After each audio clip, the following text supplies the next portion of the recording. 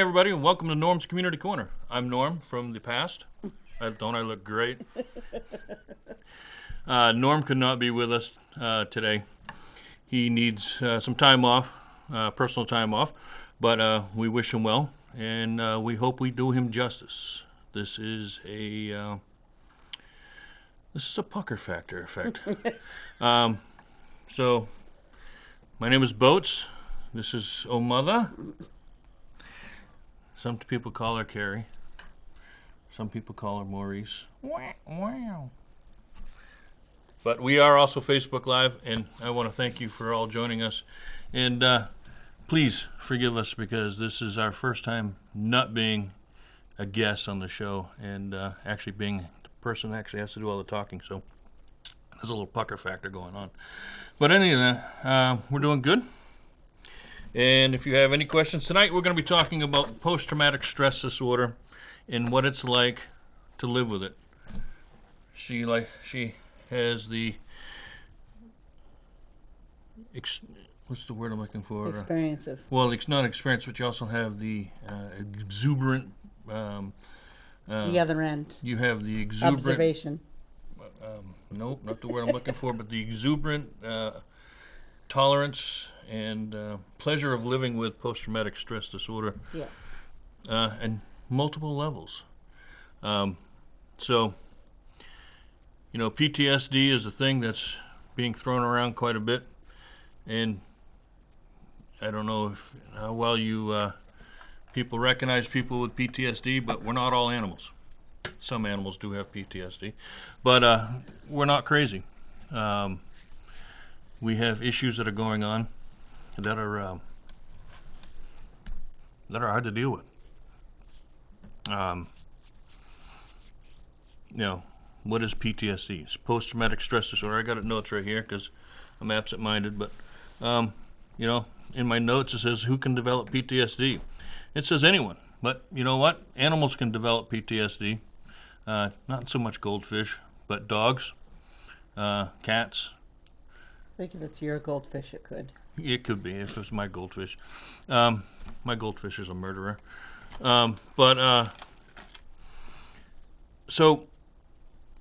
We have all our animals are rescues. And all our dogs, since we've lived in our house in Elliott, have been rescues. And they've all had post-traumatic stress disorder. We were told that one of our dogs was never going to be able to be owned by a human. But you know what? All animals have love to give. And so if there's a rescue animal out there, keep them in mind because they'll love you more than a regular animal, believe it or not. So don't mind me while I'm eating my Altoids. I forgot my cough drops and I have severe dry throat going on. I don't have the COVID. But anyways, so my story starts the summer of love, 1969. That's when I was born, August 27th, 1969. And so Keri is a good judgment of my character because we've been married, it'll be 30 years this year. No, it'll be 31. See, that's another good thing about post-traumatic stress disorder. You don't have to remember shit. So we've been married 31 years. She knew me coming out of high school. So she knows what I was like prior service. She knows what I was like when I first got into the fire department. She's been around a little while. So she's a good judge of character. So I grew up in a single mother family of 4 kids. I was the surprise of the group. I was 8 years younger than the youngest girl. And I was surprised. So anyways. Yes, you are. And my mother, God rest her. Well, not rest her. God, Jesus. God bless her. She put up with a lot. She really did. Us 4 kids gave her a run for her money. I was the perfect one, of course. Lies. But anyways, so, yeah. Kids can develop post-traumatic stress You can get it when you're a teenager. You can get it when you're an adult. All it takes is one small event or one large event. So at the age of 18, I went into the military. I went into the Navy.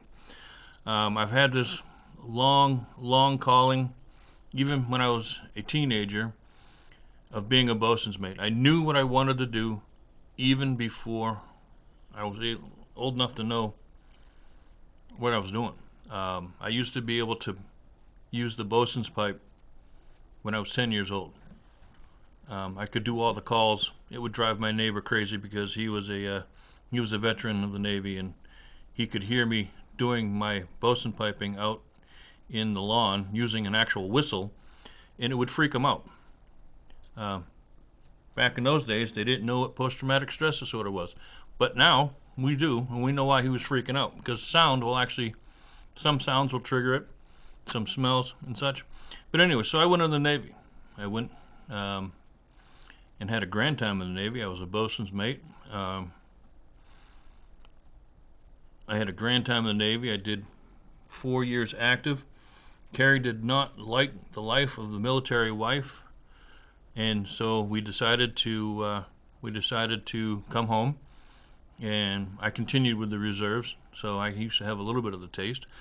But I was a member of, I was in Desert Storm, the first one, in the 90s, 91. I was on a ship behind the Princeton when she struck a mine at sea. I was also part of a boarding team where we boarded ships, and part of a team where we used to go out and put explosives on mines to clear them out of the way because EOD was too far away. So that was fun. Don't hit it with a boat. Bad things happen. But anyway, that's another thing. If you notice somebody with a dark humor, let them have it. Don't critique it. It's beautiful. So anyways, so yeah, I was in the military, and then life was good. I became a full-time firefighter at the Portsmouth Naval Shipyard, having a grand time.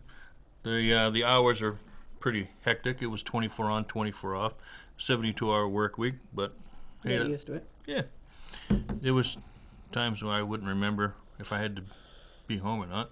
Yeah. Or times that I would drive to work, and it was my day off. Thanks, Kevin, for calling. Yeah. Practical jokes in the firehouse are great. A phone call at 8 o'clock in the morning. Hey, you're late for work. You'd pretty much poop yourself and scramble and get your uniform on and race down at breakneck speed down the highway to get to work. We have an incoming call. Stand by. Hi, welcome to Norm's Community Corner. This is Boats. Hey, Boats, how you doing? Is this who I think it is? Yeah, How you doing? I'm doing a lot better, thank you. Hey, Outstanding. you're doing a great job. Thanks. I haven't felt you touch me yet. Who's that hot, sexy lady beside you? Oh, yeah. No, don't go looking around. Thank you. Hey, you're doing a great job. Thanks. A very interesting subject.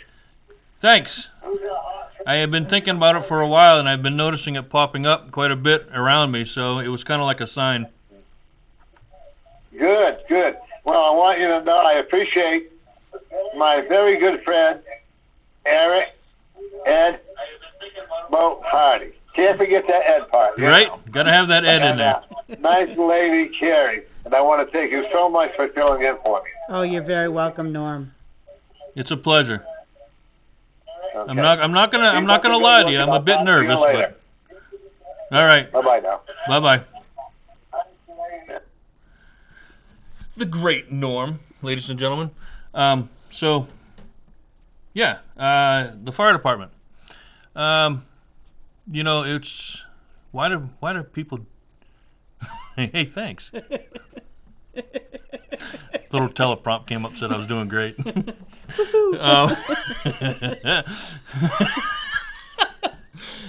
Okay, so, why do people join the fire department? Well, it's a rush. It really is. I get paid to run into burning buildings. It sounds weird, but leave it, because it's beautiful. I mean, burning buildings. And for where I was working, I got to run into burning submarines, too. It was cool, isn't it? And it's probably one of the greatest things I ever did. March 23rd, 2012, at 4 o'clock, I left my house to go train the juniors at the Elliott Fire Department, because that's what I did on my off time, is train the juniors as a volunteer. And, I started getting text messages. What's going on at the shipyard? Are you at the shipyard? Are you okay? And I'm like, I have no idea what's going on because I'm not listening to the radio. I can't hear the shipyard being dispatched because we were out training at the time. So, come to find out, I got an answer. I messaged one of the off-going dispatchers, I think, and they had told me that there was a fire on the USS Miami, and that it was going to an all-call as an all-call return. So I wrapped up with the juniors. I went back to the station. They put everything away, and I gave them free reign of the fire station to put everything away. When they did me justice, they did really great. So I went to the shipyard fire department. I and that day it was hot, so I had actually taken off my jeans and jumped into my bunker gear in my underwear, and underwear and socks to keep back some of the heat. Well, lo and behold, I probably should have wore my jeans because it was not the greatest gear, but it has nothing to do with that. Anyways, so we went down, and sure enough, the submarine was on fire. A young gentleman had set the submarine on fire in hopes that he could go home because he was having a bad day. Yeah, you heard it here first, ladies and gentlemen. He wanted to go home because he was having a bad day. Didn't ask for sick leave. Didn't use any of his annual leave. He set the submarine on fire thinking they would send him home on admin leave. All right, so there's a jerk-off move one. So he set fire to the chief's berthing when he was working in the torpedo room, which was below where he set the fire. So not only did he set the fire and go back to work and start working, the supervisor noticed smoke filling up the torpedo room in the submarine and called away the fire and told the topside watch that the fire was not in the torpedo room, but smoke was filling up the torpedo room, and they were egressing out of the torpedo room. He once he got topside, told the topside watch the fire was hot, or the heat was really hot above them, so they had to find another access. They left the boat from the rear of the boat. I can't tell you how the boat is how the boat is structured because of secrecies and such, but there's multiple places where they can exit the boat. So fire department's called away. Shipyard fire department rolls in. First incoming crew, the topside watch tells them the fire is in the torpedo room. So they go hell-bent for leather into the torpedo room, passing where the fire was because they were told the fire was in the torpedo room. Looked everywhere for that fire. They had to secure that level, move up to the next level until they actually found the seat of the fire where they had run out of air and had to egress off the ship and do a turnover topside for the next incoming crew. So the fire had got to burn for almost 40 minutes from the time he lit the fire to the time water started getting on the fire. All right, 40 minutes. That's a long time. So, not to get too far into that, picture a wood stove, picture burning wood in the wood stove and throwing a bunch of plastics in there, because that's what he lit on fire. He lit the plastic. So, picture a bunch of guys running in, and women, running into a wood stove through the chimney to put the fire out. Okay? So, I got on there, and a group of us were going in. This was going to be an attack from the mess decks into the seat of the fire. Well, we had gotten lined up. We had no radios. There was only one radio for 4 of us, and the person who had the radio was at the end of the line. We had a guy with a thermal imager in front of me, then there was me, then there was a ship's force guy, and then there was a captain for the fire department. He was on the other shift at this point. So the guy with the thermal imager takes off thinking that I was behind him, because he can see everything. He's got the thermal imager. I can't see and 3 inches in front of my face because of the black smoke. So I lose contact with the guy in front of me with the thermal imager. So as he takes off, I start going with him, but he's a lot lighter than I am and crawls off faster. He's like a little spider. Chester says, I see you. I see you too. So so he takes off. I let the ship's force guy, know that we've been separated, so stand by. I got to make contact with the kid in front of me. So as I'm crawling, I find a dogging wrench, and I start banging on the metal all around me. Well, not only is there metal around me, but I hear off to my right arcing wires. I hear high pressure air going. So bad things are going on here. Fire here. I'm here. He's there. So we get through all that. We come back, and he realizes that we're not with him. So he comes back, and we headbutt each other like a bunch of rams. I explained to him that we're being ordered off the boat at this point, so we can regroup, start over. Not a problem. We all egress back into the engine room. It is probably a 20-foot climb out a cylinder type escape hatch, where one firefighter goes up, ship's force goes up. I see the captain, winded. Come to find out, this is his 3rd attack. He hasn't taken a break in between attacks, so he's worn out. He's sitting down. He's not doing good, so I say, and I don't want to name names, but I say, beep.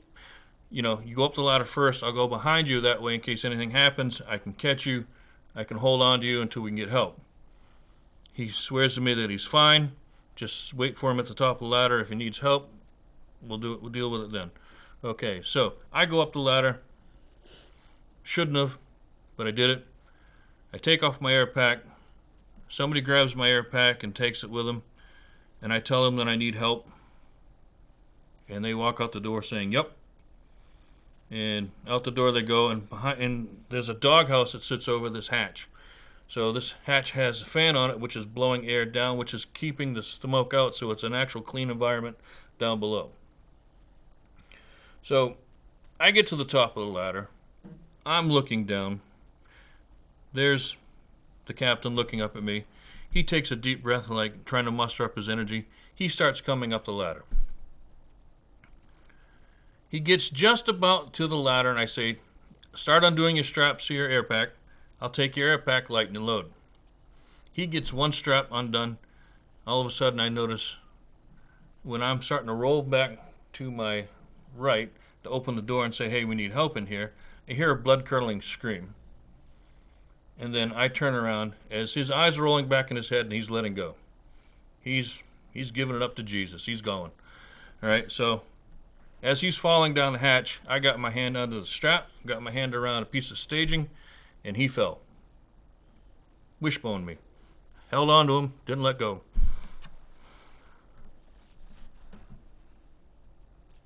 So I got him up, and I rolled him over. And as I was rolling him over, I got my arm under him, and the door opens up, and I happened to throw him out the door by accident. Not my fault. So they thought we were wrestling. And they really did. They were like, knock it off, guys. This is not the time. It's like, no, there's a medical emergency going on. So, all well and good. I start calming down after they take care of them.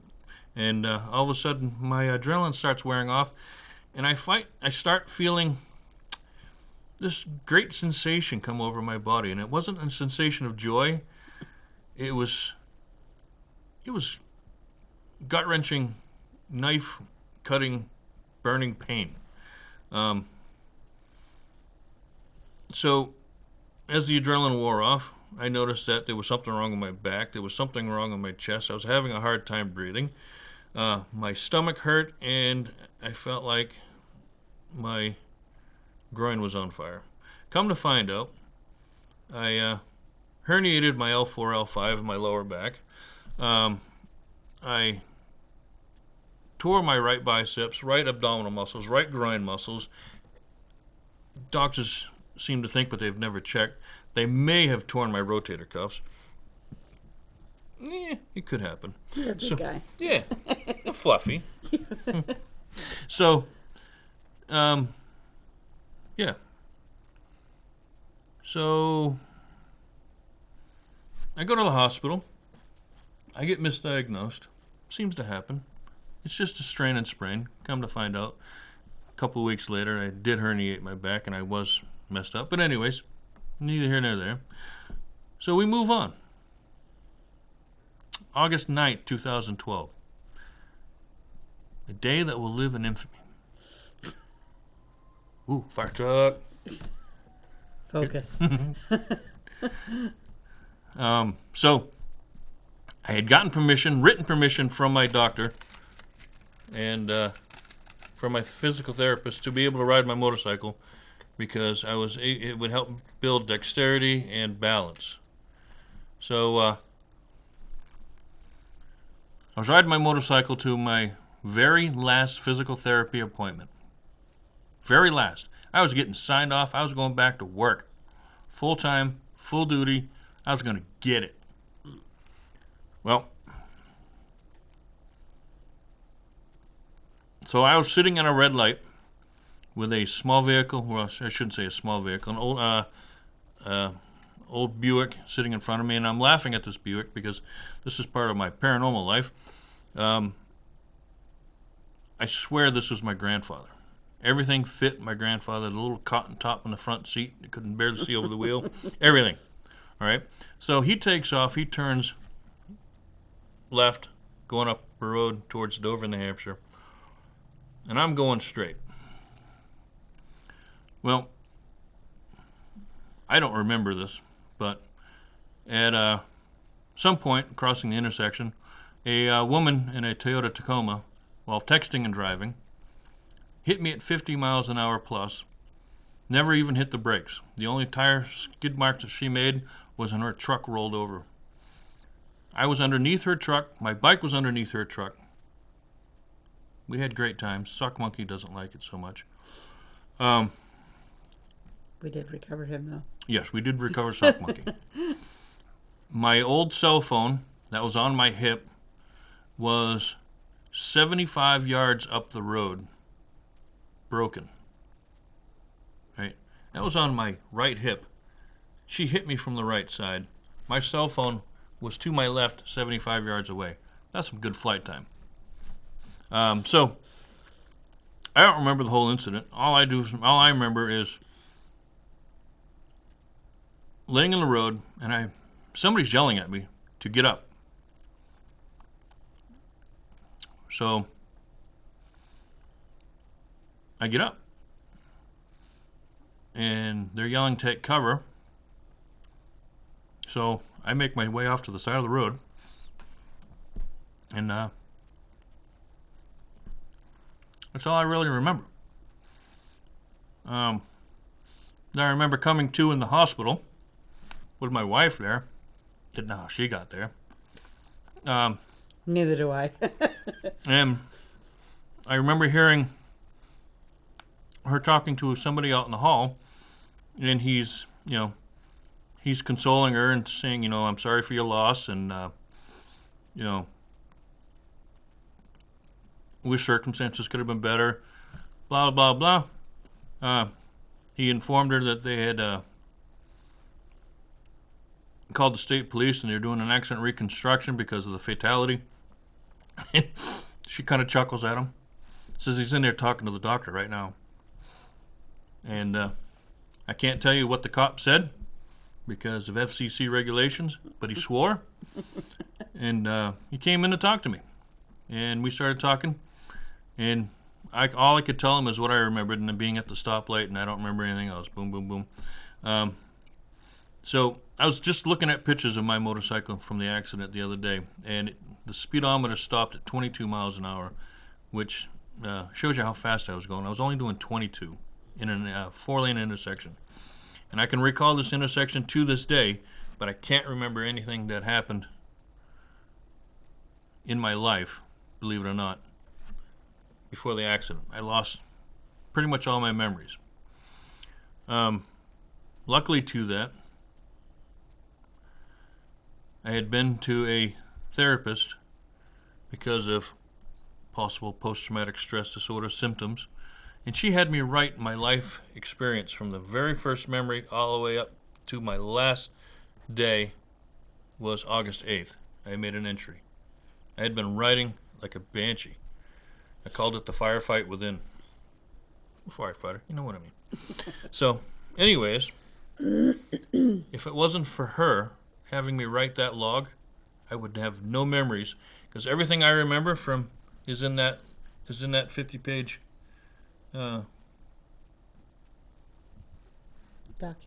document, profile, whatever you want to call it. Biography. Biography. So, So post-traumatic stress disorder isn't just your servicemen and women, military service, police officers, firefighters, EMTs, nurses, doctors. They can all have it. You know, as a firefighter, we see a lot of gruesome things. A really good friend of mine, when I was in school, you know, we were separated by time and distance from me being in the military. When I got back, I wasn't quite into seeing people. I had a hard time, and I think the fire department was probably the best thing I ever did. I got onto the volunteer fire department in town. I was in Keri at the time, and I was responding to a call, EMS-wise, in my own vehicle. And a friend of mine that I went to school with shot himself in the chest with a shotgun, point-blank range. I won't forget that. You know, his last words were that he was sorry. You know, and I told him it wasn't his fault. Not to be sorry. Just relax and close your eyes, and go to the light. You know, and you shouldn't have to send people on like that. But I worked with some EMTs that we called, you know, Dr. Death. Every time we went on a call with this EMT, people would die. And we made some really cruel jokes in his behalf. But we still love you. And I won't name any names, but he's having knee surgery. I know who you're talking about. I saw that too. But you know, I mean, and you know, we get back to the station, and you think that, you know, it's weird when you get back to the fire station.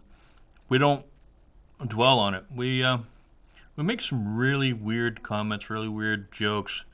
We have this really dark humor, you know, and it's hard to explain, and I guess it's for a civilian who's not in the military, who's not in the emergency services. Dark humor to you is not normal. You think that we're crazy. We're not crazy. It's just how we deal with it. Because your mother wants you to stop chewing while you're talking. Yes, Mom.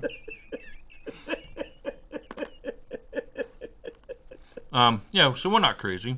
We just have to deal with it because any second the bell could go off and we got to deal with it again. So we deal with it. So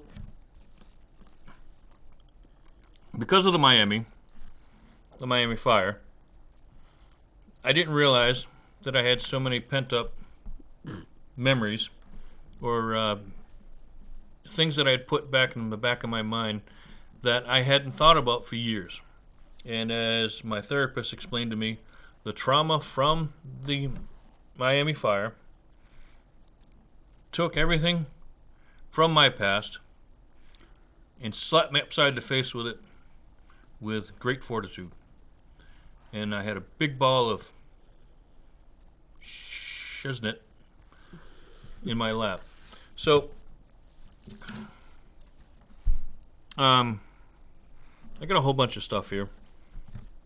And if anybody wants to call in, has any questions, or has a story that they want to share real quick, the number is 603-640-3091. And, but, I mean, there's a lot of things. I have a bunch of notes here because I'd never remember what we were going to talk about. But, you know, I can tell you all day about PTSD, but, you know, and it's hard on us as people with PTSD, because people with PTSD and ADD, ooh, double jeopardy. But, you know, some of the things that we experience, you know, this is the signs and symptoms of PTSD, is nightmares. You may want to relive the event, or you don't want to, but you relive the event over and over. I can't tell you how many times I relived the Miami fire, or I relived things that I did in the military after the Miami fire. I mean, we're talking, I got out in 94? 94. Yes. All right, so here I am in 2012 reliving things from the early 90s that took place. Weird things, driving down the road. If I'm driving down the road, or I shouldn't be driving down the road with my eyes closed, but if I'm in a vehicle, we're riding down the road, and the passenger hits the rumble strip and thinks it's funny, to me, if my eyes are closed, I think it's the Sea Whiz cannon going off on a ship. It has that sound like an A-10 Warthog cannon going off, right? If I do it, it's funny. But if somebody else does it, it freaks me out. All right, we have dual standards here. We have rights. Extreme dual standards.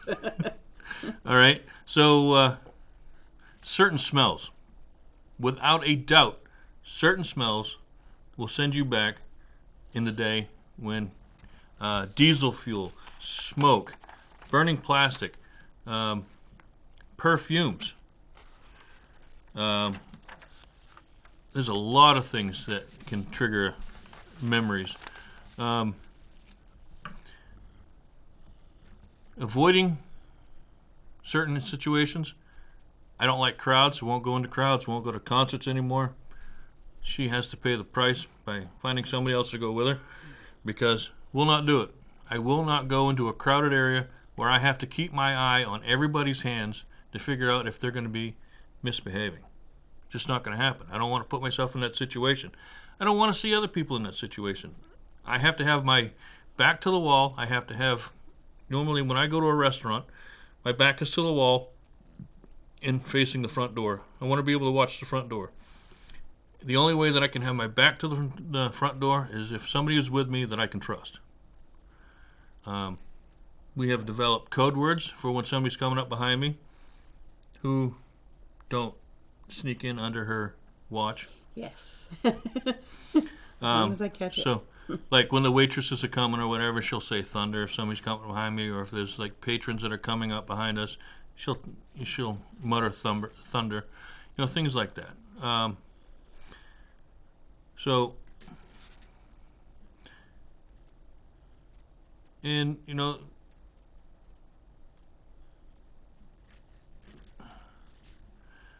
feeling keyed up is one of the things. Yeah, I feel keyed up. I really do. So, having a hard time sleeping. I sleep maybe 2 to 4 hours a day. All right. Now, I didn't sleep well before I got run over by a truck, but I sleep even less now. So, trouble concentrating. I think you've witnessed that here. Startled by loud noises or surprises. Yes. She can tell you. Yes. Now, we have rights. We have dual standards. We can yell and scream, but people can't yell and scream around us because it scares us. Dual standards. We have rights. Just means you're special. And the biggest one, and I think this is kind of a family trait too, we avoid human contact. We really do. I'd rather spend my day at home. Nikki says hi. Hi. Hi. Wouldn't you be? Hi. Maybe. No, I'm looking at that though. So yeah, I'd rather spend my day at home, either rolling around on my tractor, mowing the lawn, screwing around with the dogs, and just being left alone. I don't visit my mother as much as I should, and I know she's listening, and she can't hold me accountable for it because we have rights. I don't visit my mother-in-law. I don't visit my brother-in-law as much as I should. I don't visit anybody as much as I should. I don't visit my neighbors as much as I should because I'd rather be alone. I really would. I would rather be away in my secluded little den, just letting life go on without me, because it's just cuz, straight up just cuz. And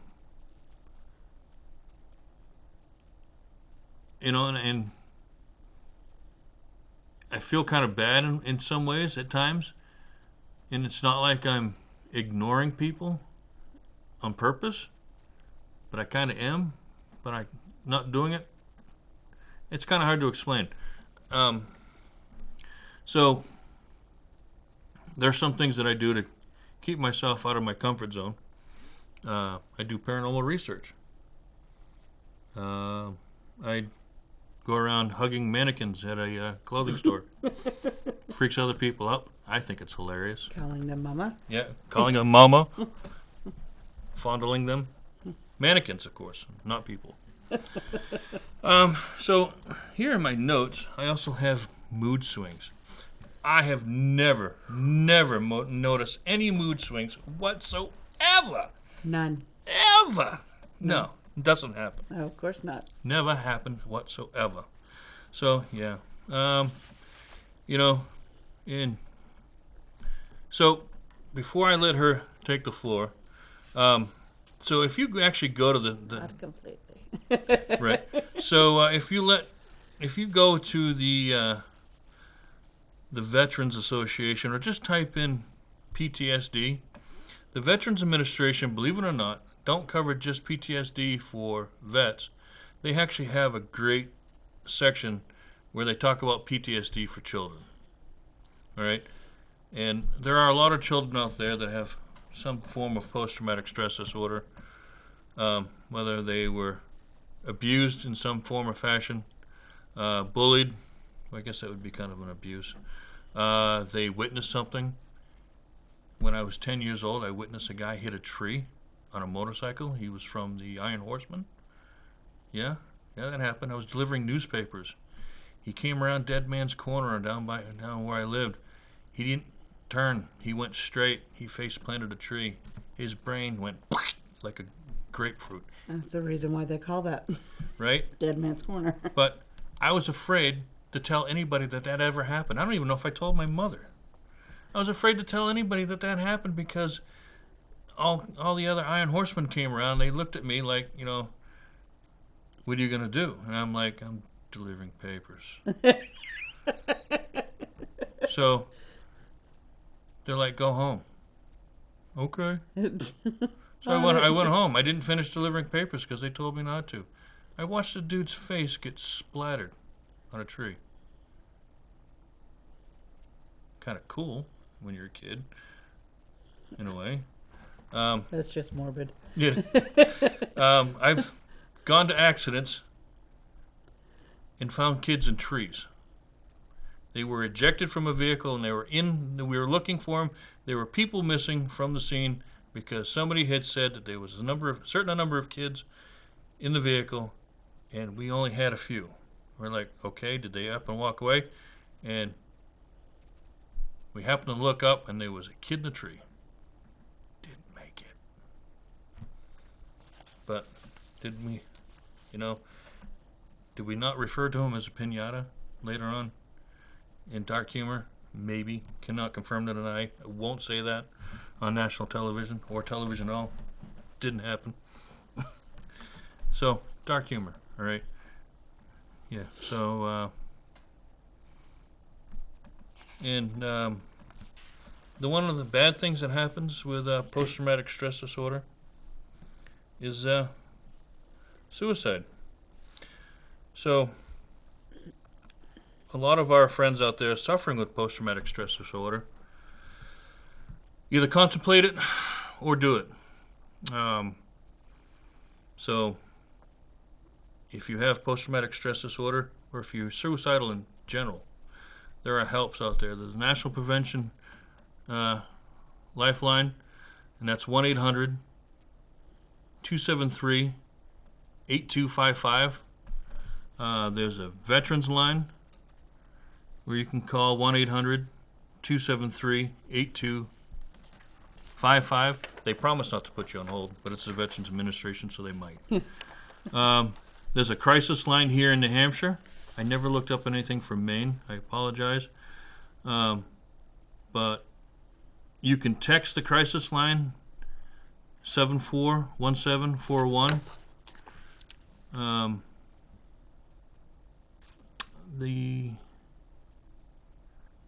That's a U.S. line. Did I ever write down? I think I might have forgotten to put the New Hampshire one. The New Hampshire crisis line. Well, there is a New Hampshire crisis line, so you can Google it. Yeah, that text is from anywhere in the U.S. Yep. There's a disaster distress helpline. That's 1-800-9. Let me do this. Let's make life easier. Let's not try to strain the breed when we got cheaters. All right. Disaster helpline is 1-800-985-5990, and that's 24/7. Then there's the Trevor Project, which is 24 hours a day. It's a suicide hotline for LGBTQ youth. All right, so that's 1-866-488-7386. The Trans Lifeline for transgender people is 1-877-565-8860. And there is an LGBT National Help Center at 1-888-843-4564. You can Google all these numbers. If you even contemplate or you know somebody who has contemplated suicide, call these people. They can help you. They can talk to you. They can give you information on how to take care of that person. That person can go. They can give them information on how to take care of themselves. We lose enough people to stupid things in life. We don't want to lose people to taking their own lives because it's just not cool. It's just not cool. You shouldn't have to take your own life because you can't handle the world around you. And I don't mean that in a rude way. I mean, we here should not put you in a position where you feel there's a need to take your own life. So, please, if you've ever thought about committing suicide, please call one of those numbers we gave or Google a number. Just type into Google suicide help and you'll get more numbers than you can ever think about. So, my question to you. We knew each other when you were 16. No, I was 16, right? 17, because I think I first met you when I was 15. It was right before I turned 16. Too long. And how would you have described me as a youth? Remember, my mother's watching. I think your mother already knows. Just throwing that out there. I was a well-dressed, suit-wearing young gentleman. Yeah, that's pushing it. But, I mean, you were fun. You crazy. No. You did things. You went places, movies. You acted like a dork. Rude. Much less now. We'll move on. We're talking about teen years, though. Yeah. So I was an outstanding young. You were outgoing. You were really had no fear. I think that's where your child gets it from. No fear. At all. Now you're more leery. You've got to watch with someone who has PTSD. The cues are sometimes they're not as clear. You got to watch over a period of time. Like I noticed after the fire, his attitude changed tremendously. He would snap at the drop of a hat, things that wouldn't make him have an attitude as quickly were making him angrier. And I told him he needed to go talk to somebody. And it helped quite a bit. So whether you call somebody to talk to or make an appointment to go see a therapist on a regular basis, sometimes just sitting there and letting them talk to you is all it takes. There's a lot of things in life that we can't share with you, though. Yeah? So would you say you've noticed the difference between my teen life and when I got out of the military? Or when I came home? Even while I was in? Yes. Was there a difference? Oh, yeah. There was difference. There was nightmares. Okay. You'd wake up in the middle of the night asking me who I was. Okay. And what I was doing there. Did you answer those questions? I did. Told you I was your wife and you were at home. And you slowly came out of it and realized where you were. But it takes time, and you can't pressure them, but you've got to let them know that you're having an issue. You may not want to admit it, but you've got a problem, and you need to go talk to somebody. You may not know Call it. somebody. There's another thing is, they may see things that are going on. You don't see them. There's going to be things that she says tonight that I probably never even realized, or don't remember. But You loved hugs, Belinda says. did or do? Did. She says, always joking and loved hugs. Now they hurt. Yes, they do hurt. I cringe every time somebody hugs you. Oh, hit the back. All right, so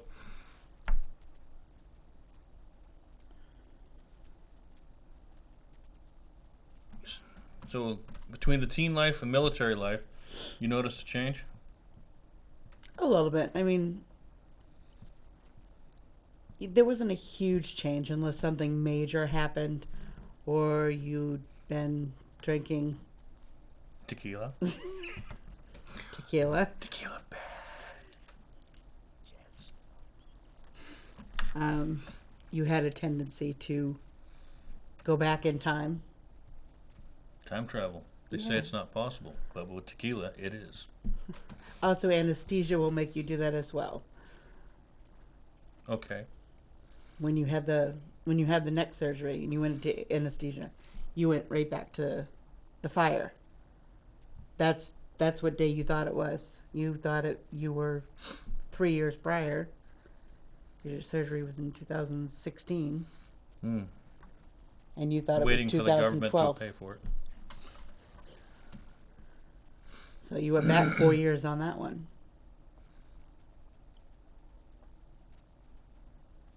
Cool. So where do you think the biggest change was? After the fire.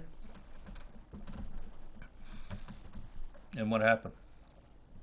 After the fire, you were more withdrawn.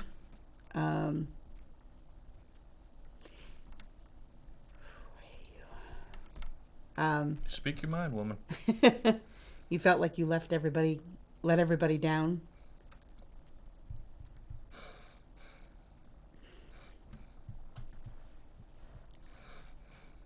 You were, believe that first night you stayed up all night listening to the scanner. Yeah. And then for the next 30 days you were taking your medication, and they were giving you too much medication, or you felt too much medication, but That was beautiful. until you realized that the fire was like 3 months ago, not yesterday. Yeah, that was weird. It was like a light bulb moment. Dude, the fire was 3 weeks ago. What's wrong with you? What? Yeah. Yeah, they can over-medicate you sometimes.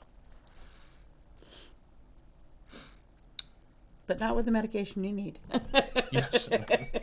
Not with the proper medication. They'll just sit there and start slapping you with some lorazepam and Percocet and Oxycontin. Just go to the spirit world. Enjoy yourself. Relax. Can't have Zofran. Yeah, but you can have Zofran. All right. All right, so there's another factor in... Your sister's watching. Which one? Tracy. Hi, Tracy. Aren't you supposed to be at work? So, yeah, there's another factor with PTSD is, and I notice this a lot, and I hate myself for this sometimes, is the stupidest little things make you tear up. I mean, stupid. Absolutely stupid. I can watch something on YouTube that's cute and cuddly, and I'll start welling up, and I'm like, what the hell is wrong with me? Or, the worst things I can do is watch something that has to do with veterans. Veterans are firefighting. Stupid. I don't even know why I watch them. It's like causing self-pain, which is kind of cool. No, don't do that. Black humor. We have rights. Yeah, so it's weird. I mean, when she talks about how much, and she's being very liberal. She's not sharing with you everything because she's being nice. But this woman has gone through a lot. She really has. And I honestly think, in some ways, my traumas in life have given her some form of... because she gets really nervous when I go out and do stupid things. I don't know why. It's not like anything's ever happened to me.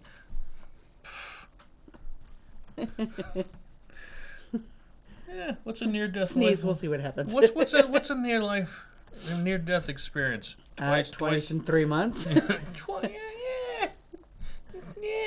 See you there. I really do wish that I could have a whole group of people with PTSD in this room explaining to you their different quirks. Because we're not all the same, but we're not all different. I have friends in the fire service that have PTSD. I have friends in the military service with PTSD. I have people that were never even in the service or never even in the fire department with PTSD. And pretty much anybody can have PTSD for any reason. Right? I got abused spouses, male and female. Right? Just abused people in general. Like I said, our dogs, we've had 4 dogs since we've lived in our house in Elliott, and every one of them... 5, you really do have to count Logan. But he's not really a dog. He fits under the cat category. He's like 15 pounds. But, we've rescued 5. Well, he's not really a rescue. Anyways, Yeah, so we've had 3 Rottweilers and a German Shepherd. Okay? Now, if you don't know the difference between a Rottweiler and a German Shepherd, the best way I can explain it is big and squishy, lovable, a big old ball of energy. that wants to carry a stick everywhere it goes. All right? They're like yin and yang. Okay? Do those classify as sticks that she carries around the yard? No, they're actually tree limbs. They're actually a tree limb will fall down, and I'm not saying a small stick. This thing has to weigh at least 20, 30 or more pounds. She will carry it around the yard proudly like it's a chew toy. And then get all confused when she can't go between the vehicles with Right, it. or in the house. For some reason, she gets stopped. Now, the greatest thing with her is if I'm out mowing, she will literally pick these sticks up in front of me and move them out of the way so I can mow, and then run at me from behind, barking. It's great. Great help. Thank you very much. Stop the barking. But, so, it's weird because I've noticed with Grizzly, they know when you're having a problem. Yep. Rocky knows. And even Sin, the little retard, knows. Dakota was more, I don't want to say your dog, but she was more tuned into you. Yes. But she even knew. I mean, she's Yep. a great dog. Don't come at her with a garden hose or a wine, Any water bottle or like anything. a water bottle. So, there are Sean people that. Fellow says, "Hi, Eric." Hey! What's happening, Canuck? So this would be that concentration memory issue. Dogs. Dogs, yes. Rocky. Yeah, so, I mean, they all have, to this day, and it hurts my heart. Like, if you raise your hand too quick, Rocky cowers down like he's going to be beaten. And that angers me so much for what he must have experienced. And just 9 months, because we got him when he was 9 months old. Right? In just that short period of time. What did he experience? I mean, when I first met that dog, he peed on my foot the moment I grabbed the leash. And I knew he was mine. That right there is a dog making a statement. At least you were outside. Right? All right? Dakota was the very first dog we brought into the house. They told us that she would never be trainable. We'd be bringing her back in a week. Yep, she's buried in our backyard. God love her. Grizzly was found in the trash can. Because he had a recessive gene as a Rottweiler and had long hair, somebody took the time to throw him away instead of giving him the love that he deserved. So when he had long hair, he looked like a Burmese mountain dog. Big old fluffy. Like the snow. Yeah. Oh, he'd love the snow. He'd be rolling around in this right now. But Got up to the top of the hill, Yep. sliding back down. but it's amazing. It's truly amazing what an animal can pick up. Oh, when I had my meltdown last week. Mm-hmm. Yeah. She had a little meltdown. Just too much stress, and one of the dogs picked up on it, and they decided to lay down in the middle of the kitchen floor. Excuse And, me, lay down on my belly. Yeah, lay down on the kitchen floor and just chill. But, got a whole nother hour I know. to chew up. So, what are some of the other things that you've seen? Or is there any questions out there? Let's see. If anybody out in the viewing world wants to call in and say hi or make a comment other than my mother. Courtney says we're adorable. Which Courtney? Edwards. Oh, hey! So the number here is 603-640-3091. And if you're going to show me something to read, Well, because it's a question. let's Ed. read it.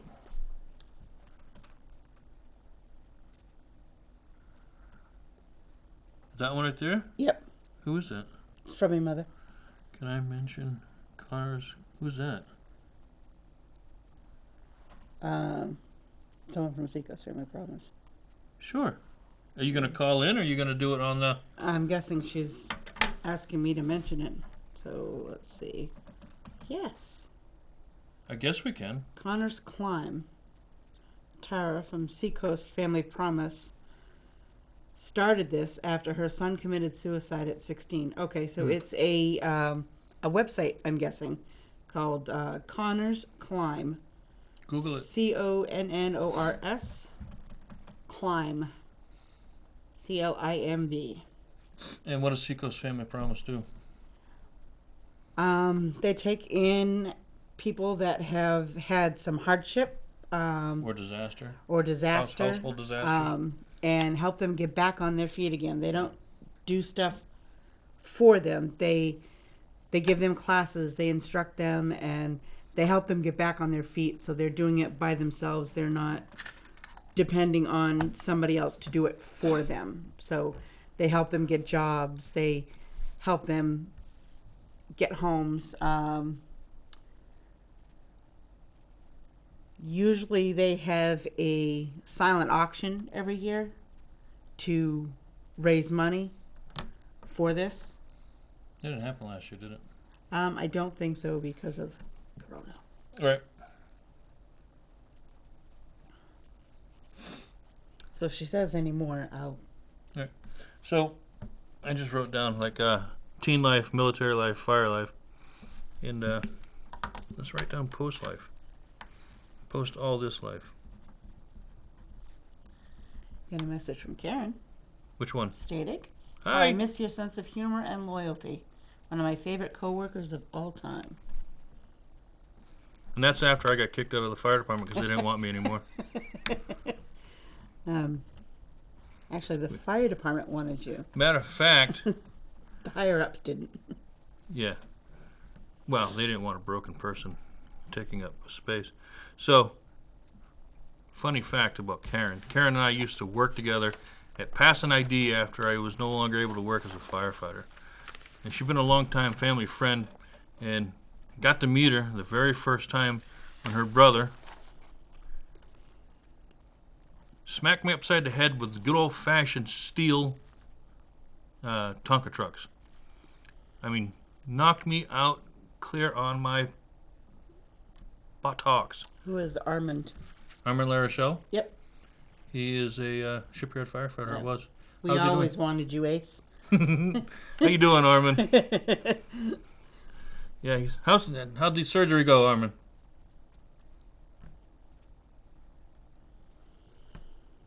I know it's going to take a little time, but anyways, so you shared a little bit of the teen life, military life, fire life. So in between fire, say military and fire, as I progressed in the fire department, did you notice any difference as time was going on, or did life seem pretty normal up until the fire? Did it all like smack me in the face at the I fire? think it all smacked you in the face at the fire. I mean, we would go to the dinners and stuff for the fire department and different functions that they had. And after the fire, you really didn't want to do any of that. And, That was two different departments, so right. But we won't get into department politics. no. But You were really happy at the fire department I was very happy. I loved for a while. And then when politics hit in, I said, you need to get out. As it was just...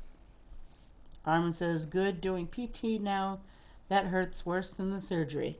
Yes, it does. You'll be all right. Just stop using that wrist. So, I believe they told you all you needed was physical therapy. yes, With a broken neck. yes. For 2 years. Oh, so yeah, okay. So let's add on to this story. All right. So, August 9th, 2012, around almost at noontime, I got run over by the truck. Okay. They misdiagnosed me again, and they missed a broken neck. So I went back to work after being, of course, I had to do physical therapy all over again. So I went back to work, and for 2 years I worked with a broken neck. And I knew there was something going on, and things weren't right. So I had a gentleman's agreement with the fire chief that I would become a driver, and because that would kind of take me out of the line a little bit.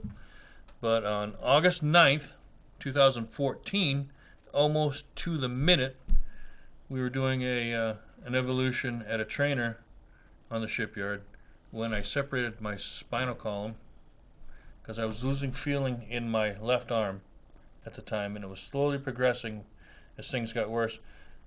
Basically, as I was walking around in the submarine being 6'2" in a 5-foot hole, smacking my head on the ceiling everywhere I went, I'm jamming my spinal column, boom, boom, boom, boom, every time I hit my head because, you can't walk around they can't make a helmet that fits right onto your head because they got to put all this padding in, so your helmets are always sticking up another 6 inches above your cranium, so you're jamming even more. So pretty much getting a concussion as you walk. No, not a concussion. No, it's just compression. Somebody drops something down a ladderway, falls on your helmet. You had a helmet on. It still hurts.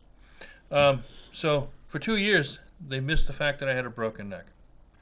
And on August 9, 2014, I separated my spine or compressed my spinal column, because my vertebrae did this little whoop, which they weren't supposed to. They were supposed to be here, and they went here. And so I kind of lost everything. We ended up going to a surgeon up in Portland for Maine Med, and he was like, there's 2 ways we can do this. We can do physical therapy, see how you progress, and we can move on. And then I had totally forgotten about the situation, and she goes, yeah, ask him to sneeze. And the doctor's like, what? Ask him to sneeze, because apparently it's frowned upon in the house if you sneeze and lose all bodily functions and fall to the floor. It's frowned upon.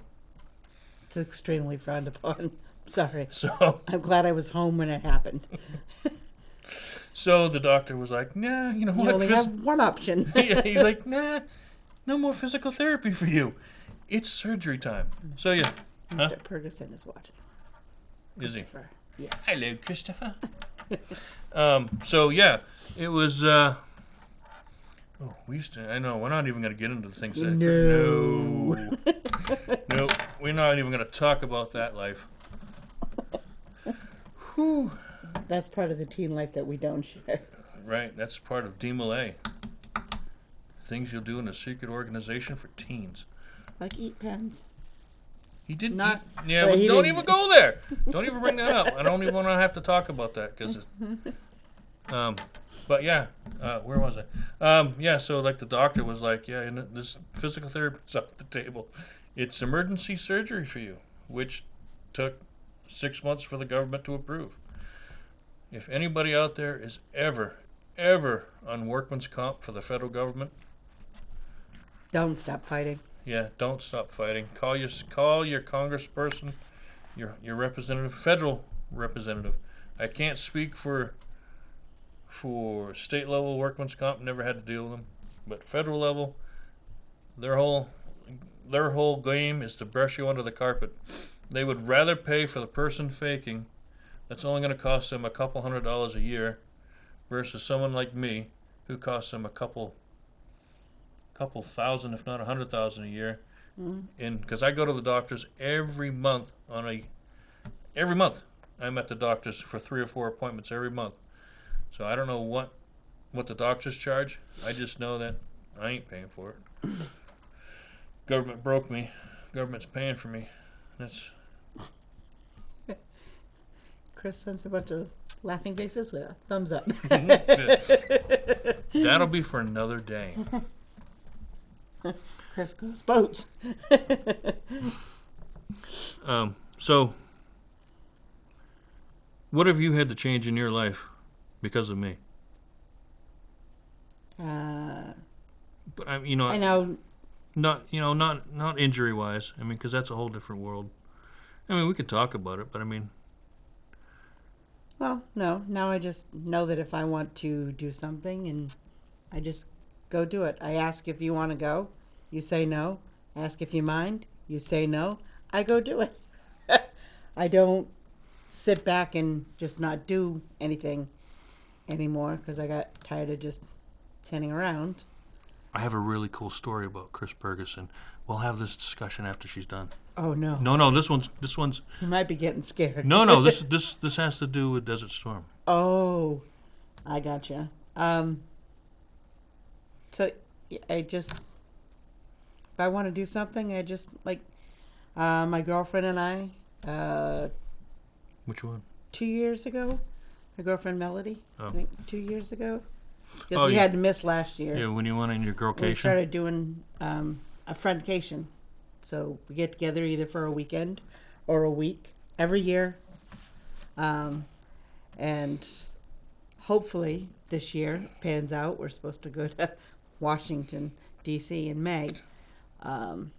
So that'll be awesome. We'll be going for about 4 or 5 days. Yay. No, you will not be left unsupervised. I have a babysitter in mind Rude. because Brittany is supposed to go with us. Rude.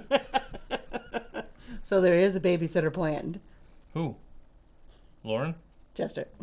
Oh. Like Chester's not going to let us get in trouble. You don't need to hear that part. It'll be okay, Chester. She won't Chester says I had to give up my craft room. I didn't have to give up my craft room for you. I didn't have to give it up at all. It was always going to be It was transferred never a craft downstairs. room. It was an enlarged closet. Yes. But I mean, like, life changes. I mean, Yeah. what You have- adapt. But talk about them. What have you had to adapt because of me? My biggest adaptation is sleeping alone. Yeah, but that has nothing to do with PTSD. That's all. That's all because of injuries due to the accident. I have to sleep in a medical recliner, and it's not in the bedroom. It's downstairs, in the TV room. Well planned. We have rights. But I mean, but do you have to walk around in eggshells? Do you feel as if Sometimes I keep things to myself because I figure if I say them, you're gonna blow up like little bombs. Not this guy. Yes, this guy. I'm lovable. When you're asleep. Rude. I can be lovable. I have to do a lot more. Yeah. A lot more is put on me. Yeah. I mean, I agree with that. But you are the woman of the household. and I try. Oh.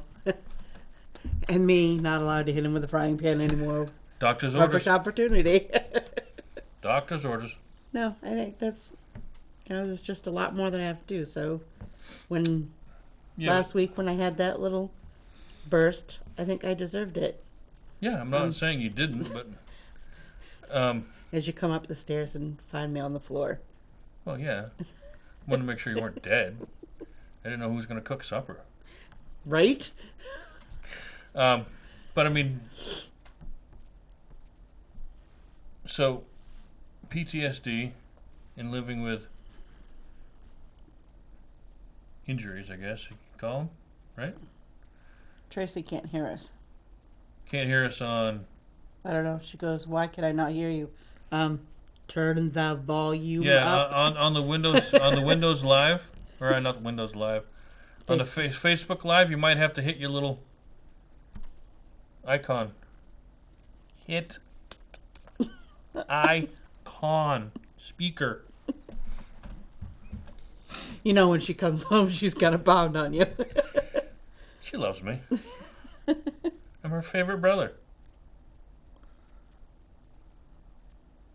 Tell her to hit the volume icon. I don't know. Daniel Atkins told me to hate you.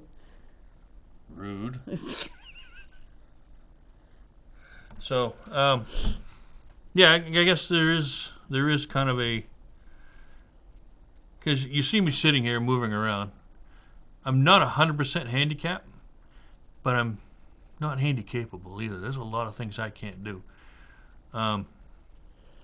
If somebody wants to get froggy with me, I don't mind muckling onto them, but we're not going to muckle on very long because I'm going to have to put them down quicker than I used to. I used to like to toy with my meat. But And he was told they couldn't play with his food anymore. yeah. But, you know, I can't horse around anymore.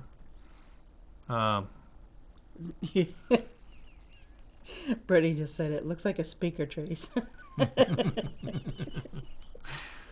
Yes. You know, injury-wise, I can't lift anymore. I can't lift anything for the most part. A 40-pound bag of pellets for the wood stove will probably set me back a couple hours. Yeah, that would be about the time where you're going to go downstairs and watch TV. And I say, good night. Yeah, like yesterday plowing. I have a four-wheeler with a plow on it because walking behind a snowblower is not happening. Walking any amount of distance, I'm lucky if I can walk 100 yards without going into pain, but walking behind a snowblower is not going to happen.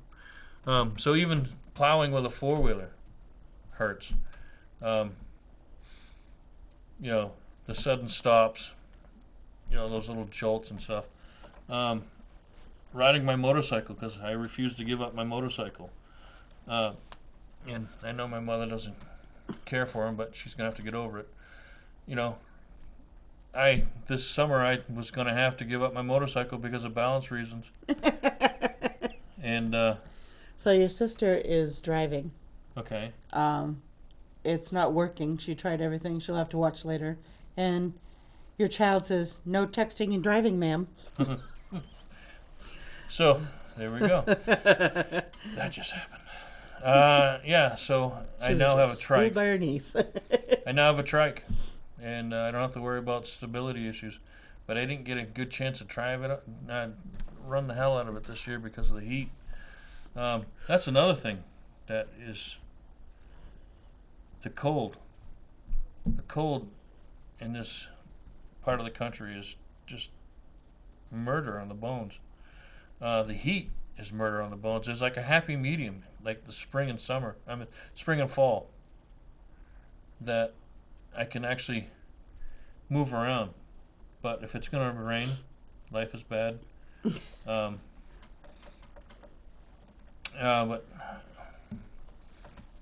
you know, oh yes, the Chris Ferguson story. So here I am, minding my own business, hundreds of miles out to sea. Actually, we weren't. We were actually really close to land.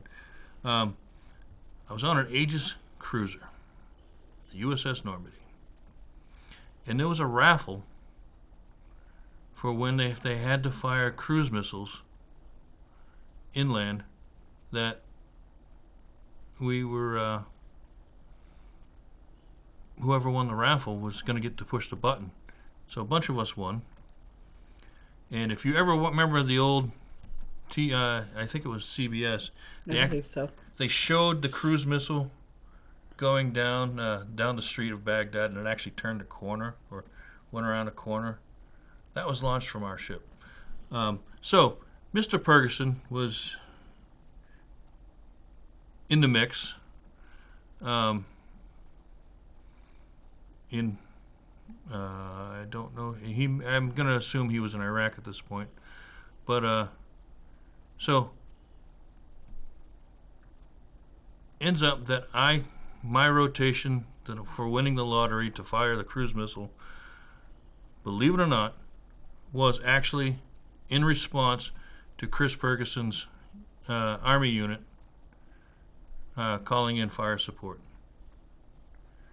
And we found out about this a few years later. Yeah, a few years later. Weirdest thing, because you get a little bit of backstory about what's going on before you fire the button or where your target is, and of course you're like, hey, this is what you're firing at, but you can't tell anybody. And so we're at Chris's mother's house. Chris comes over, and we start talking about it. I think this is the first time we've met since Desert Storm. Yep. And it was funny because he was talking about it, I was talking about it. I'm like, all of a sudden, the line's crossed. It's like, well, holy crap. You were the unit that I was actually pushing a button for. And lo and behold. Your missile saved his butt. Right? Well, yeah. So, Chris Ferguson, I love you. But I'm about to share something that I think is He's totally giving hilarious. you a thumbs up. Totally hilarious. He's probably going to give you a thumbs down any minute now. No. This kid, great kid. Love him to death. To death. I love this kid. He survives Desert Storm. He comes home, and what's the first thing he does? He breaks his wrist. This kid was like, I guess I think he was playing softball. softball or volleyball. He survives everything Desert Storm dished out to his unit. He comes home and in one jump breaks his wrist. Hi, Desiree. Hello, love. So yeah, but yeah, I thought that was funny. Yeah, that's why he couldn't be at the award ceremony that Keri was giving. We had an award ceremony? Yes. Okay, that's another great thing about being a traumatic brain injury survivor. Yeah, he wasn't there because he had broken his. Oh, cool. So yeah,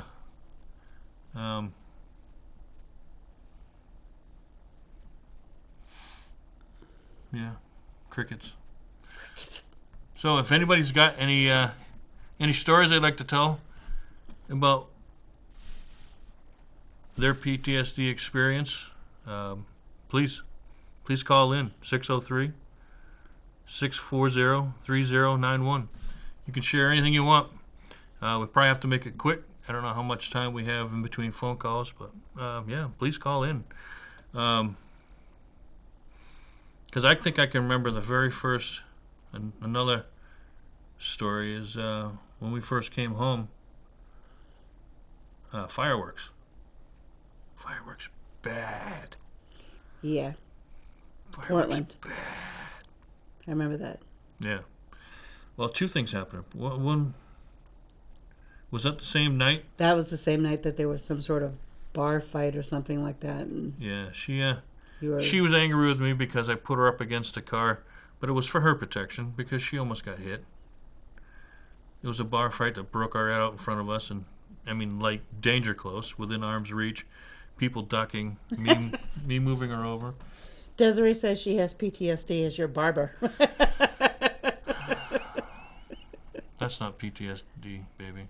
That's 100% erotica. Can't call in now, but we will catch up, Chris says. Oh, sure. But yeah, so some fight broke out, and she was like inches from getting clotheslined, and I threw her up against the car, saving her. She got mad at me for throwing her up against the car, but I think most of that mad was because you ignored me when the fireworks started going off. You were, all of a sudden, you didn't want to talk to me. You didn't want to talk to anybody, and it was like, okay, fine. but You were being a a jerk, sure, jerk works. Or we were a walking bum up hat. one of the main roads in Portland.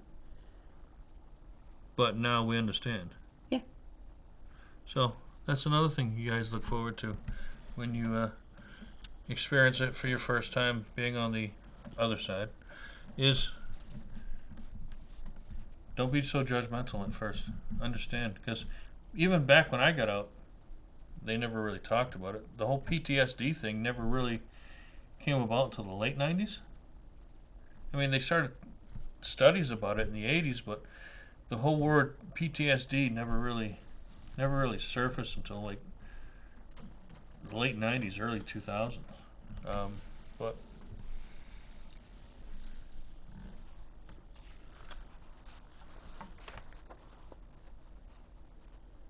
the joys of riding down the road as she's driving.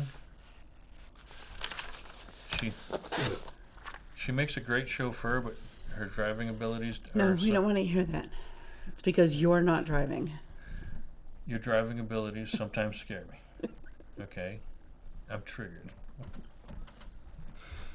She's a very We're fighting. she's a very angry driver, and sometimes it triggers me. No, but I mean, like, I just hate stupid people. I know, but coming to Manchester, we got to come off of 95 and hit 101. And there are strips in the middle of the road. Now, the strips, if you hit them at the right speed, excuse me, sound like the cyclic rate of a 50 cal and an M60. They're going across the middle of the road. I can't control that. And I'm not saying that, but it's the fact that if I'm not paying attention and I don't know they're coming, it's one of those trigger things. Just it's weird how simple little things can trigger a person, and it has nothing to do with you. It's just Noted. yeah, but it's just trigger things.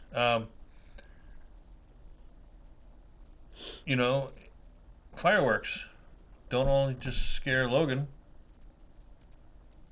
but if I don't know they're happening, they bother me. Mm-hmm. I don't dislike thunder and lightning.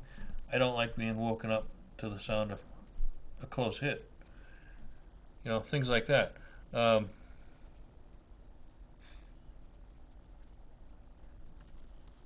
a lot of things out there I miss. I miss going to, like going to bars, having a grand old time, just going out and having fun. I miss a lot of that stuff.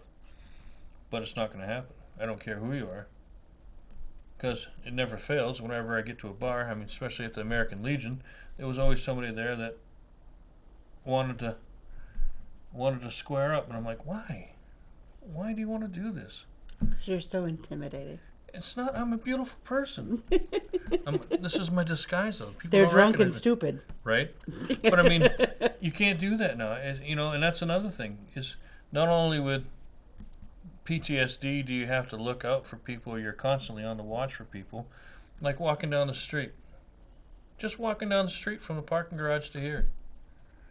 Everybody that walks by, hands are in the pocket. But where are my eyes? They're on their hands, not their eyes, on their hands.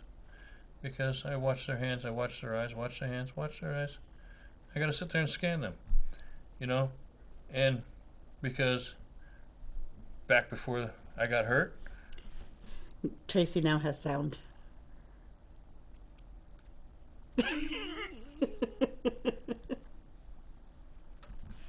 so yeah, so so it's just weird because now with the injury, I have to be ever more. I feel I have to be ever more vigilant because I can't stay in a fight as long as I used to. Because if somebody grabs a hold of my neck, I'm screwed. You're a Toby Keith song. It's okay. Am I water skiing in No. boots? That's Alan Jackson. Oh, okay. So. Now you got me wondering what's the name of the song. Not as good as I once was. Oh, I am good. I'm fast. Yes. Sure. No. Fast to respond. Inside, you're fast. Ask Micah. I'll tell you I'm fast. That's only because Michael will go up against me anyways. But yeah, so there's this. Please, people, if you have questions, ask them on Facebook Live. Call, ask. We have 30 minutes left, so we're just going to sit there and ramble. Because I got pretty much burnt through everything. This was like a spur of the. Yeah. Hey, can you? Yeah, this was a short notice, but I for a few days I chewed over what I could talk about, and it just wherever I looked, it didn't matter whether it was on Facebook, whether it was just me surfing the World Wide Webs, me searching the YouTube. It's just PTSD kept showing up. PTSD never failed. So I felt we needed to talk about it. Everybody hears it. You hear about it, you see movies about it, but you never truly talk about it. And, you know, the Veterans Association may not be great at taking care of their people, but they got some really good publications on the World Wide Web. I mean, they're pretty subpar when it comes to taking care of their people. The government, of all things, and this is one thing I hate about our government. They will send us off to war,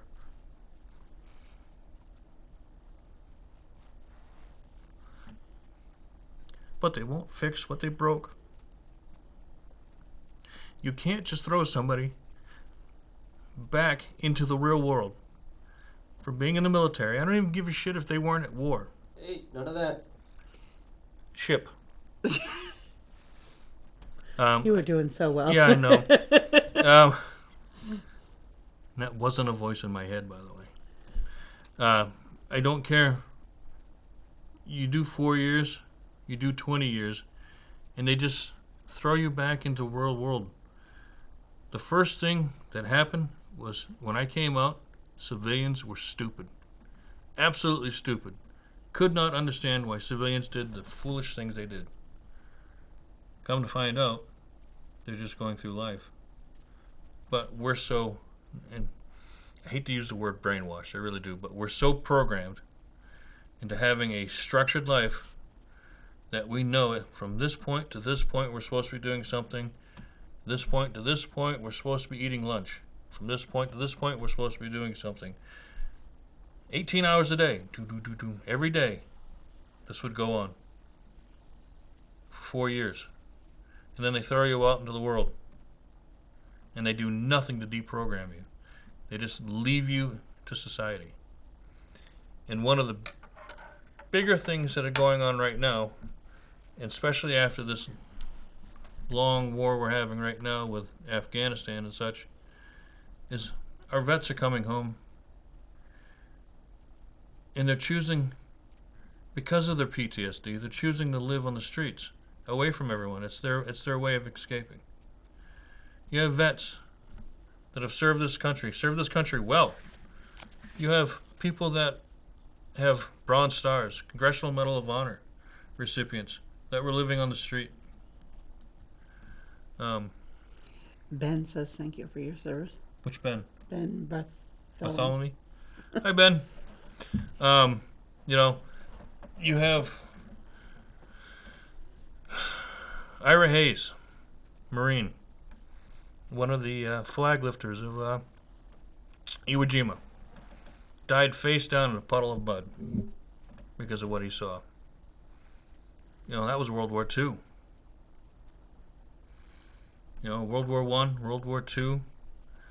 I mean,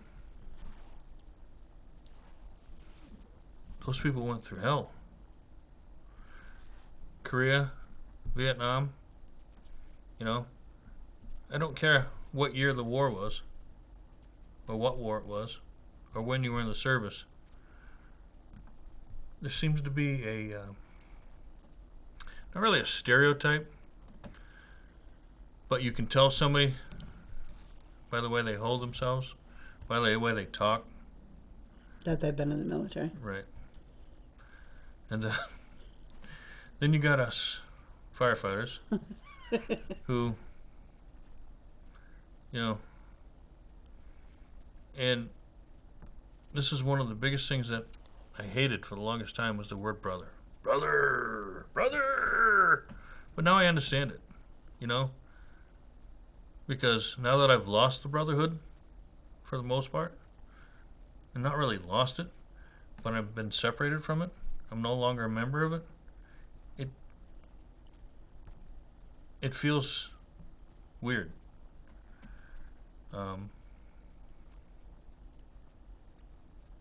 Yeah, I got taken out in my prime.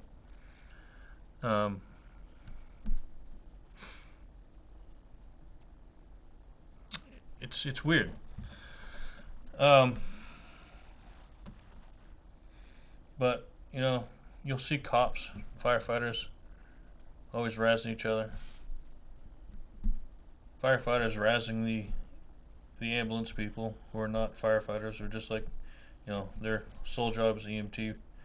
But when it comes down to it, they're all working together. It's really cool. Steve Earhart says, once a firefighter, always a firefighter. Sounds like something familiar. I think I've heard that somewhere. Once a jerk, always a jerk. I think that's what you said to me once. No. But yeah, so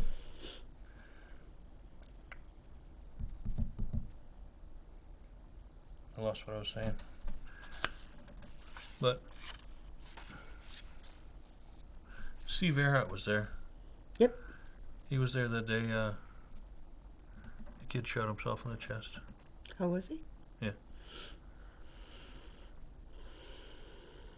He was the next one in line after me.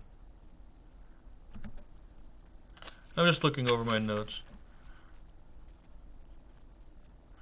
But yeah, and that's the other thing. I think there's I don't know if that's part of the PTSD. I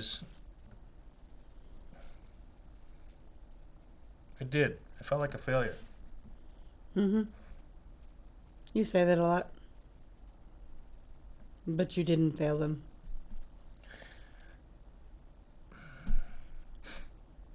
Yeah, but so I was indestructible at one point in my life. And somebody put kryptonite in my underwear. But yeah, I guess that's the hardest thing to go through. I mean, there were times I was indestructible. I think sometimes you forget that or you ignore that. You like to try to. Well, that's part of the fun of being in the military and being in the fire service. You can't stop just because of pain, because other people are relying on you. But Yes, Steve. what? He was asking about the suicide you were Oh, talking under about. the middle bridge. Yep. Yeah. I don't want to name any names. Your sister says you're not a failure. She was one of the earliest PTSD moments I've ever had. Which one? Okay, so you want to hear something funny? Uh-oh, Tracy, you're in trouble. Yeah. Let's bring this out. So there I was. A wee tyke, maybe 6. I don't know how old I was. But because my brother and my sisters and I and my mother were all living in the same house, I had to share a room. So I was small enough at the time where I could fit in a crib. Okay? So picture this. This little kid sleeping in a crib, curled up, all nice, cuddly.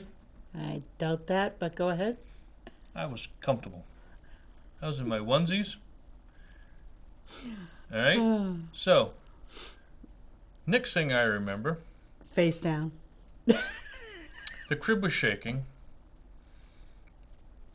And I hear the voice, "It's the boogeyman." And the crib shaking and lifting and jarring and going everywhere.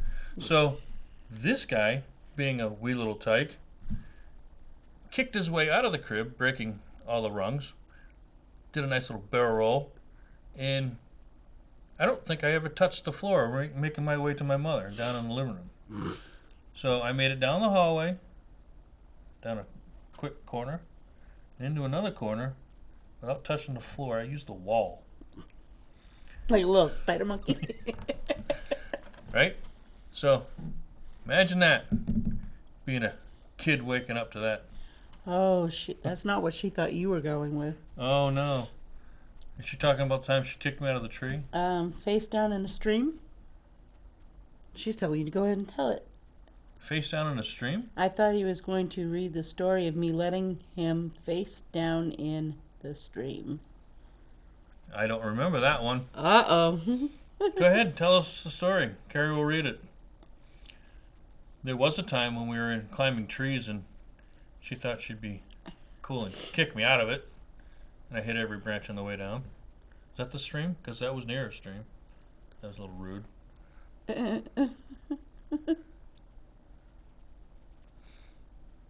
That was in the creek, your mother says. Then there was a time I was being chased by my other sister with a steel rake. She was trying to brain me, and my sister Tracy came out of nowhere like a linebacker, took my other sister down. I mean, that's all Chester great. says it sounds like sleeping in a room with you at the firehouse. We can't talk about those times, Chester. What happens on the island stays on the island. It's like Vegas. Apparently, you were in your stroller. Okay, so why would I remember this if I was in a stroller? I don't know. Please, go on.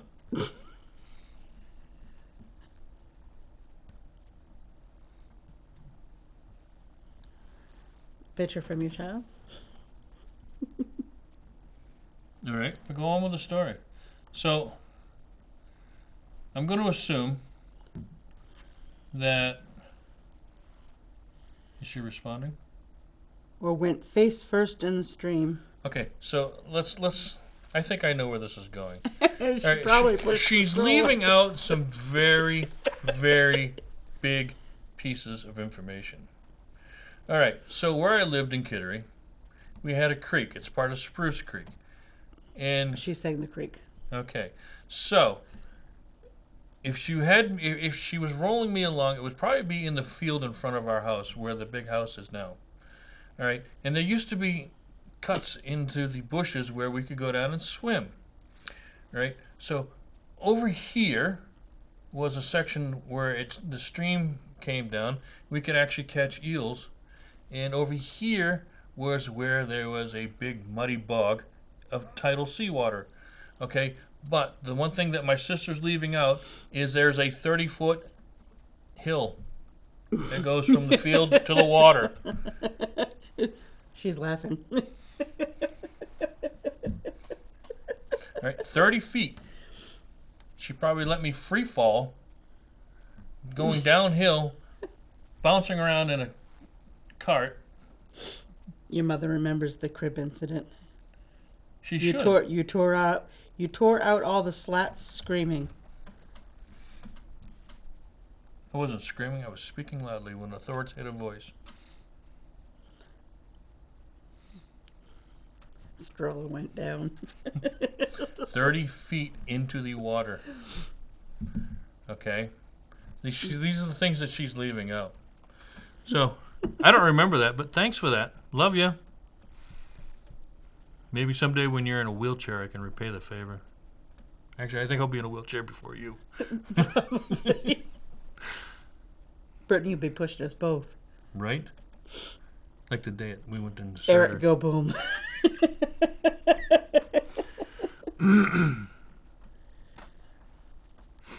Yeah. She wants to know how your fingers are. I can't show my finger because people think I'm flipping them off. But is she talking about the one that was decapitated? Probably from the car. Mm-hmm. My finger got shut in a car door by his sister. Cut I it like off. that, a sister. It got cut off. My middle finger on my right hand has a scar on it right here from where they cut my finger off. And they think it's hilarious. This is the troubles we have being younger brothers. Younger siblings, period. But So no. your PTSD actually goes back a little further than the military. Apparently, it goes back a lot farther. But, so, Norm should be back next week, I hope, because I love watching him on his shows. And the following week, We will be here with... we will be here with a group of people. We're not going to say who it is yet. It's going to be a surprise. So I will be back with my wife and a few other people on the 17th. 17th. And we're going to have a unveiling for all you fine folk out there. It's going to be marvelous. Simply marvelous. As we go. Mind-blowing. Well, not really mind-blowing, but it's going to make sense. And we got some really cool stories to tell in such a short period of time. But yeah, so She says she's got to go and she's sorry for all the injuries and she loves you. I have a hole in the back of my head because we didn't talk about that one. Funny story. So, my sister Tracy, who I will not name names, was spinning me around one day in the living room where my mother is right now, around by my feet in one of the old couches that we had back in the day. Nice little plaid couch with wooden armrests, rock solid, not the way they're built anymore. But she's swinging me around by my feet, and she cracked my head open big and wide on that armrest. It wasn't her fault, but she was scared. She didn't want me to tell Mom what happened. So we made up a lie really quick, and my mother did not know A couple until years ago, right? yeah, my mother was in the hospital. We finally Yes. told her the truth. We thought we were You said you fell. yeah, we were in such trouble. We're lucky that my mother couldn't get out of bed, because I think she would have used her cane on us. That was hilarious, actually. Yeah. Fun times.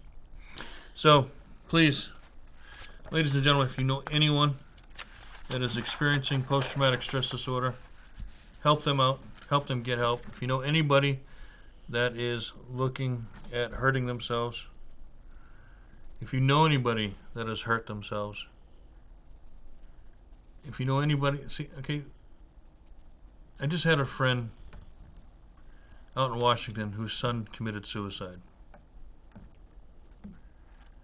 And to be honest with you, I was totally dumb with the situation because I thought he was living a life, because I always saw pictures of him on Facebook, smiling, laughing, having a grand old time.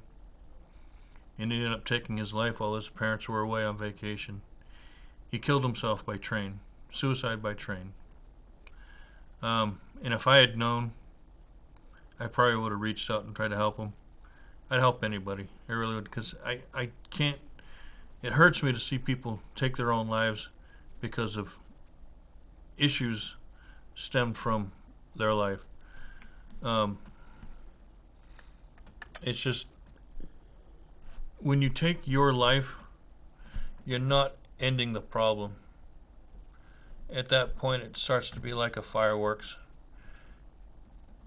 There's an explosion, and then things cycle out, and it affects everybody. So please, go online, Google anything that has to do with suicide prevention, suicide helpline. The National Suicide Prevention is 1-800-273-8255 or 1-800-273-TALK if you like to spell it out. But reach out, and if you know somebody with post-traumatic stress disorder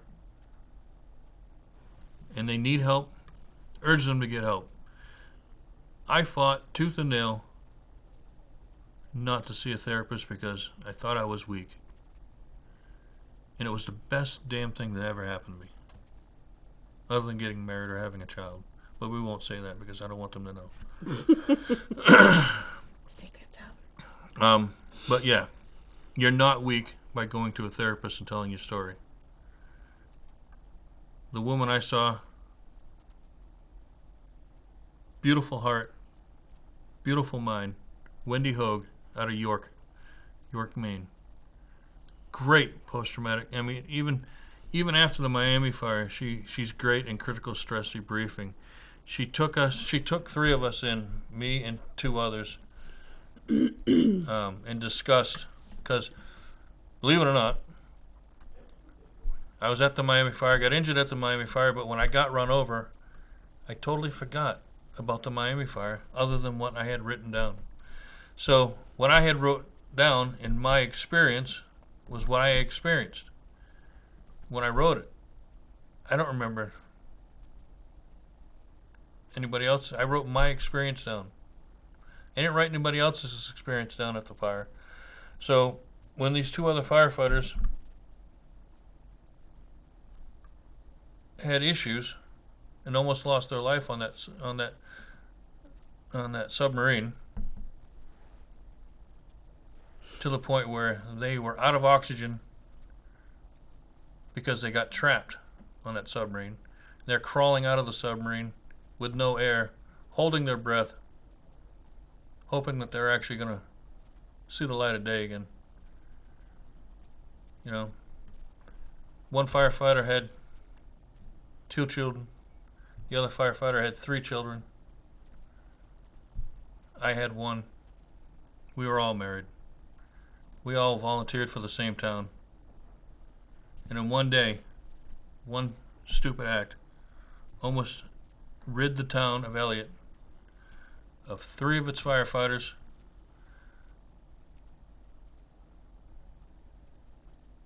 6 kids would have lost their parents, 3 wives would have lost their husbands because of one stupid act. So, and they have post-traumatic stress disorder too, but they don't want to admit it. They don't want to talk about it. But I hope someday they do get help. But if you know somebody with post-traumatic stress disorder, if you think they have post-traumatic stress disorder, do a little bit of research. Slowly work your way into it, because it's not something you just want to spring on somebody. Especially for children. They don't always feel like they can talk to somebody because they've probably been told not to. Depending on what happened to them, yeah. Mm-hmm. I mean, you have children, people, women and men, that have been abused, physically abused, mentally abused. You have people that have been traumatically traumatized. You know, and we don't always see that we're changing. It usually takes somebody from the outside to see it happening. And I honestly think it's probably a good thing that she did see it, because I'd imagine I'd be a miserable, lonely old man right now if we didn't get any help. I'd probably be chained down in the basement, fed once a day, you know, if I didn't get help. But yeah, Help is the key, help is the key, whether you know it or not. Gotta watch out for the little tells. right?